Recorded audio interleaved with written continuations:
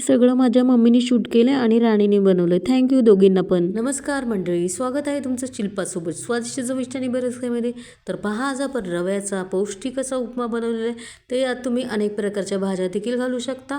हा अत्यंत ऊर्जा देणारा आणि फायबर आणि प्रथिनांनी भरपूर असा नाश्ता आहे, जो वजन कमी करण्यास मदत करतो.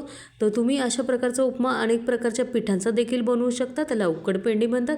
तर हा उपमा कसा बनवायचा आहे ते आज आपण पाहणार आहोत. तर आपण हा रव्याचा उपमा बनवण्यासाठी कढईत तेल गरम करून घेतले मध्यमाचं. त्याच्यामध्ये मोहरी आणि उडदाची डाळ घेतलेली आहे. तुम्ही याच्यात चणा डाळ देखील घालू शकता.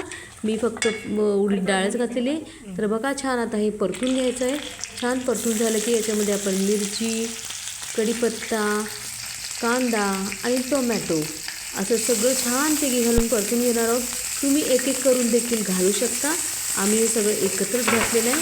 तर आमच्याकडे जी राणी आहे, फारच उत्तम असा स्वयंपाक बनवते. तर ती राणी जी आहे, उत्तम प्रकारे हा उपमा बनवत आहे आणि छान प्रकारे तिने परतून घेतले. आणि आता त्याच्यामध्ये मीठ घातलेलं आहे. मीठ घातल्याने कांदा आणि टोमॅटो असं मऊ होतं. आता छानपैकी परतून घेतले. तिने शेंगदाणे देखील बघा राणीने याच्यामध्ये घातलेले आहेत. आणि आपण तेलासोबत थोडंसं तूप देखील घातलं होतं, ते सांगायचं राहिलं होतं. तर रवा घातलेला आहे त्याच्यामध्ये. छानपैकी तर परतून घेत आहोत. तुम्ही त्या कांदा टोमॅटोसोबत इतर भाज्या देखील घालू शकतात. माझ्याकडे भाज्या नव्हत्या म्हणून मी यावेळेस काही घातलेल्या नाही. तर पहा, छानपैकी रवा असा परतून घ्यायचा आहे. तुम्ही अगोदर रवा सेपरेट परतून घेऊन नंतर घातलात तरी देखील चालेल. मी तसं पण करते आणि आता याच्यातच परतून घेतलं. आणि बघा, ते छानपैकी कोथिंबीर चिरून घेतो आपण. याच्यामध्ये आता कोथिंबीर देखील आपण घालणार आहोत. आणि कोथिंबीर घातलेली आहे. घालून झालं त्याच्यात आपण गरम पाणी घातलेलं आहे छानपैकी. बघा कशी मस्त अशी वाफ आलेली आहे. आणि हा रवा आणि बाकीचं सगळं आपण घातलेलं साहित्य या पाण्यामध्ये छानपैकी झाकण ठेवून शिजवून घेणार आहोत. आता बघा, याच्यामध्ये आपण साखर घातली थोडीफार. तुम्हाला आवडत नसेल साखर तर नाही घातली तरी देखील चालेल.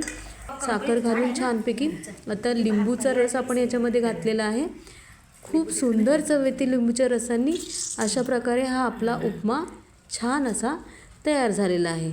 तर तुम्ही अशा प्रकारचा उपमा करून बघा आणि तुम्हाला ही माझी रव्याच्या उपम्याची रेसिपी कशी वाटली ते कमेंटद्वारे कळवा. हा नाश्ता रोगप्रतिकारशक्ती वाढवण्यास देखील मदत करतो आणि त्वचा हायड्रेटेड ठेवून चमकदार बनवतो. धन्यवाद. Good day. Bye bye.